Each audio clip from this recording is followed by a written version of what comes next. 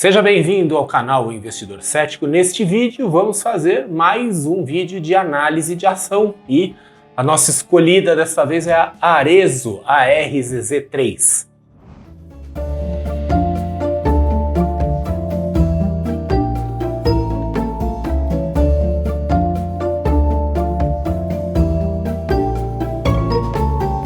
A Arezzo é uma empresa muito interessante que foi escolhida aqui para análise por dois motivos. O primeiro motivo é porque ela recentemente, coisa de dias aqui em relação ao dia em que esse vídeo está sendo publicado, ela publicou os seus números do quarto trimestre de 2022. Então ela já entregou o seu relatório anual, mostrou aí algumas coisas interessantes. E o segundo motivo é que essa é uma empresa que é uma velha conhecida lá da carteira do investidor, a casa de análise onde eu trabalho.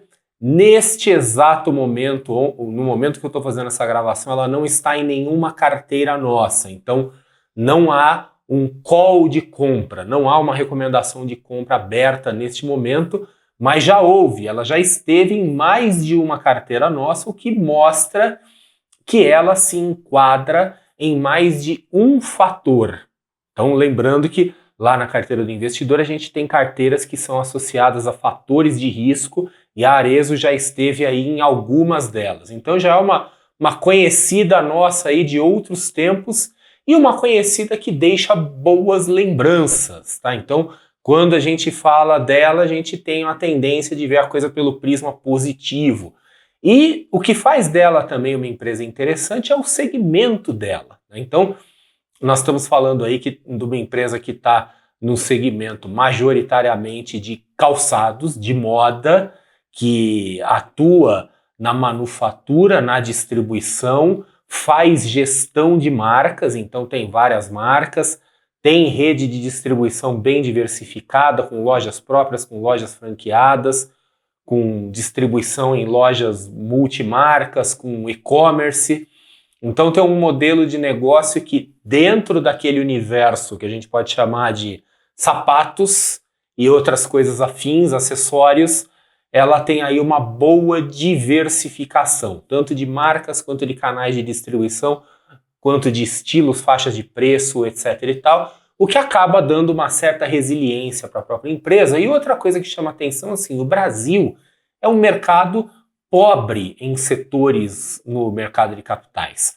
Nós temos um mercado de capitais exageradamente concentrado em commodities e em setores básicos da economia. Então é muito aquela coisa, é energia, é siderurgia, é banco, a gente acaba tendo pouca coisa assim diferente, às vezes é até um pouco difícil da gente fazer diversificações, porque fica tudo muito correlacionado, mas nós vamos falar um pouco sobre correlação ainda, porque tem algumas coisas assim um pouco notáveis, mas de qualquer forma ela é um segmento meio diferente dentro da bolsa, tá? Então ela pode ajudar aqui a compor uma série de carteiras, uma série de estratégias, e é por si só uma empresa que nesses últimos tempos vem se revelando uma empresa muito interessante, apesar de novo, não haver neste exato momento um call de compra aberto da nossa parte, da parte da carteira do investidor. Mas enfim, a Arezzo é uma empresa que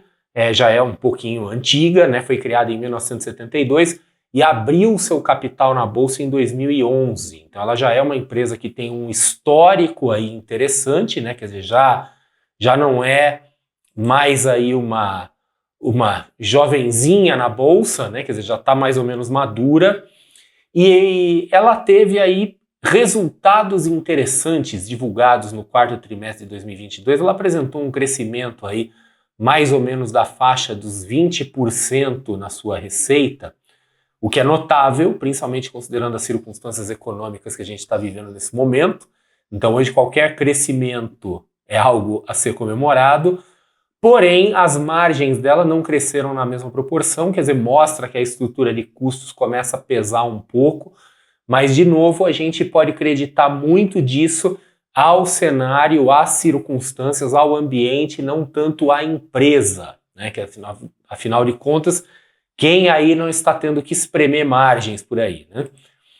E em termos de composição acionária, né, nós estamos falando aqui de uma empresa em que ela tem 2 sócios controladores, 2 acionistas controladores, aí com um pouco mais de 40% do capital, e uma parcela significativa, né, quer dizer, praticamente todo o resto aí, quase mais de 50% do capital dela está circulando na bolsa, em free float, sem grandes concentrações aí de acionistas.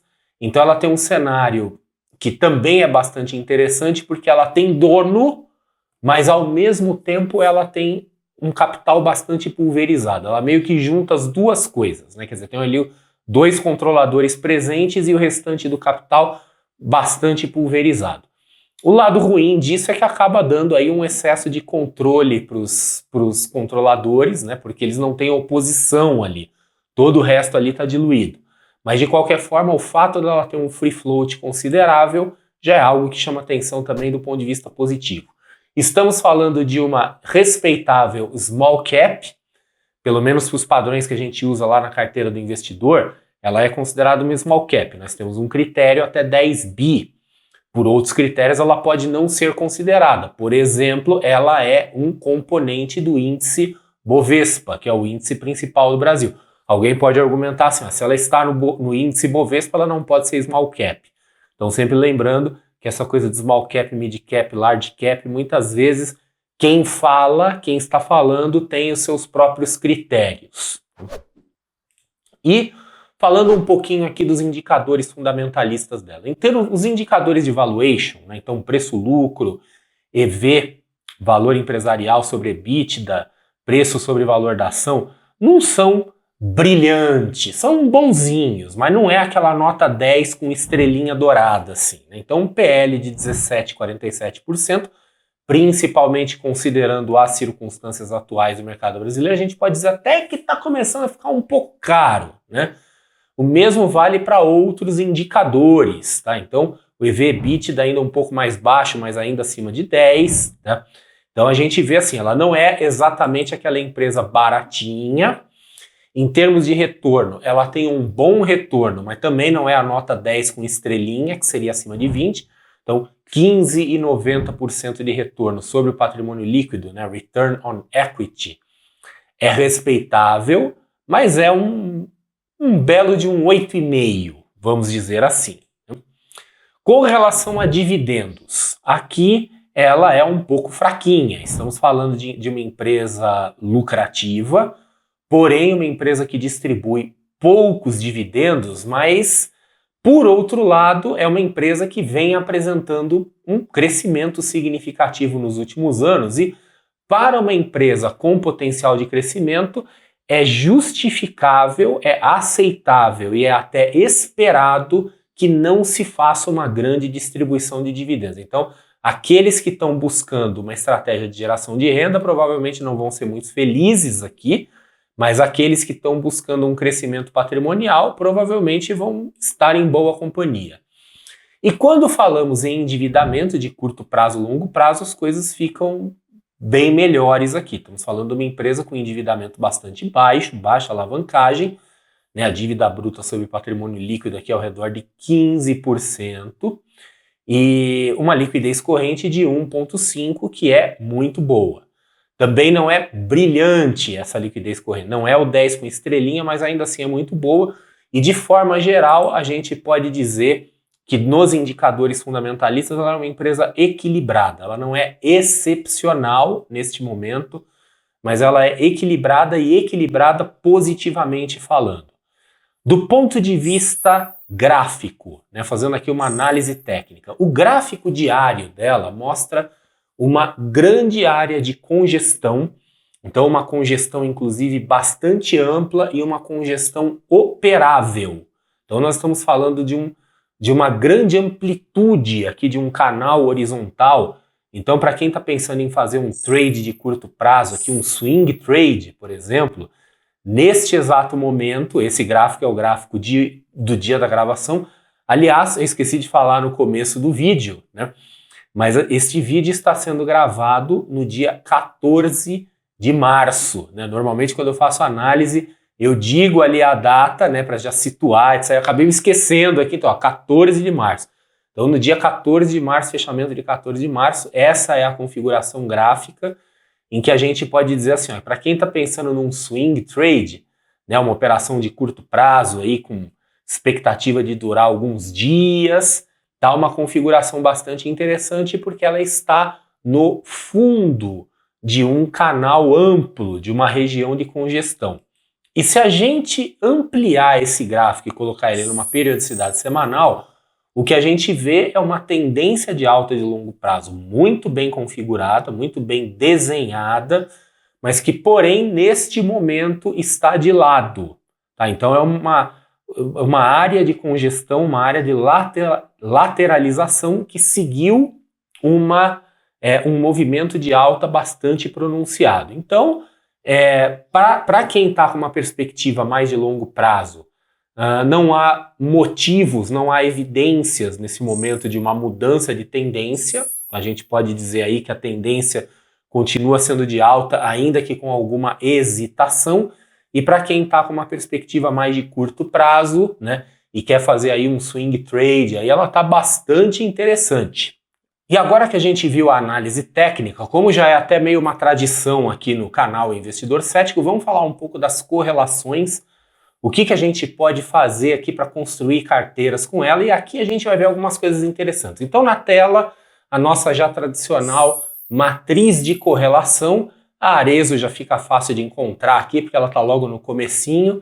E uma coisa muito interessante, que se a gente rolar para baixo, né, isso aqui é uma matriz de correlação que considera as ações do índice Bovespa, nós vamos ver que ela não tem uma correlação negativa muito grande com nenhuma ação do índice Ibovespa. Então não tem nenhuma ação em que ela faça um par perfeito, em que uma vai para um lado e outra vai para o outro. Tudo bem, a gente sempre pode argumentar, olha, mas ninguém vai investir em duas ações. Quando a gente constrói uma carteira, a gente vai colocar mais coisas, tipicamente, e fazer uma análise de correlação é uma coisa incompleta. A gente não vai ver só par a par. Mas de qualquer forma chama a atenção que ela não tem um par oposto, mas ela tem muitos pares diretos de grande correlação positiva, inclusive de empresas de setores que nada tem a ver com aquilo que a Arezzo faz. E no passado, até uma curiosidade, em uma das ocasiões em que eu coloquei a Arezzo em uma carteira da CDI, eu fiz uma análise de correlação. A carteira não era uma carteira quantitativa, mas chamou a atenção a correlação fortemente positiva com Vale. Então pegava um período, no caso, quando esse teste foi feito, era uma correlação de 2 anos, em 2 anos ela estava andando juntinho com a Vale. Então fica uma coisa até um pouco estranha. O que tem a ver Arezzo com Vale? Não tem absolutamente nenhuma relação em termos de modelo de negócio, de segmento, setor econômico, mas a correlação estava positiva. E aqui, nesta matriz de correlação, a gente vê correlações fortemente positivas com empresas como Banco BTG Pactual. O que tem a ver? Nada, mas as duas juntinhas aqui na carteira não ia ficar muito bom. Cogna, o que tem a ver? O setor da Arezzo com o setor da educação? Nada, né? A correlação fortíssima. Cirela, tá? Vamos ver o que mais temos por aqui, tá? Itaú Unibanco, pelo menos aqui tem alguma coisa a ver com BTG Pactual. Localweb, Localiza, tá? Grupo Soma. Então a gente vê, fica uma coisa até um pouco chama atenção, a forte correlação positiva, por isso que eu chamei a atenção no começo do vídeo, né, uma forte correlação positiva com algumas empresas que não tem nada a ver. Então neste caso, como é uma correlação que ela não é amparada por nenhuma teoria ou por nenhuma coisa intuitiva, tá? Que o intuitivo é falar, por exemplo, Itaú e BTG Pactual, tá? Os dois são bancos. Intuitivamente a gente vê que tem uma correlação. Como não tem nenhuma intuição por trás disso, a gente pode aqui, de uma forma bastante razoável aqui, imaginar que pode ser apenas uma coincidência, tá? Talvez não seja interessante colocar essas específicas ações dentro de uma carteira com a Arezzo, mas tem várias outras ações em que nós temos uma descorrelação, quer dizer, uma correlação que não é nem positiva nem negativa, elas realmente não têm nada a ver. Então, por exemplo, Suzano, TIM, SLC Agrícola, algumas das que eu estou vendo na tela aqui, Pão de Açúcar, tá? Que não tem nenhuma correlação, o próprio Magazine Luiza, tá? Que eventualmente fique interessante aqui numa carteira, não numa carteira de apenas 2 ações, mas numa carteira mais ampla. O que a gente quer, na verdade, é buscar, se possível, a ausência de correlação, coisas que não tenham nada a ver umas com as outras. Mas de qualquer forma isso chama atenção, é interessante, né, ver que essa correlação existe com várias ações de vários segmentos, ainda que não tenha nada a ver, fica uma correlação meio aqui um pouco espúria até, mas de qualquer forma, assim, a Arezzo é uma empresa que tem lá os seus méritos, ela tem indicadores fundamentalistas que são bons, mas não são espetaculares, mas conta a favor dela o fato dela ser uma empresa de um setor diferente, um setor que foge um pouco daquela coisa dos setores básicos, de indústrias básicas, de commodities, etc. Então isso dá um pouquinho mais assim de diversidade numa carteira de ações brasileiras. E é isso aí, espero que você tenha gostado dessa análise. Se tem aí alguma ação, algum ativo, alguma coisa que você gostaria de ver analisado aqui no canal de Investidor Cético, não deixe de colocar aí na área dos comentários e não se esqueça também de se inscrever no canal. Se você gostou, dá o seu like aí, a gente se vê no próximo vídeo.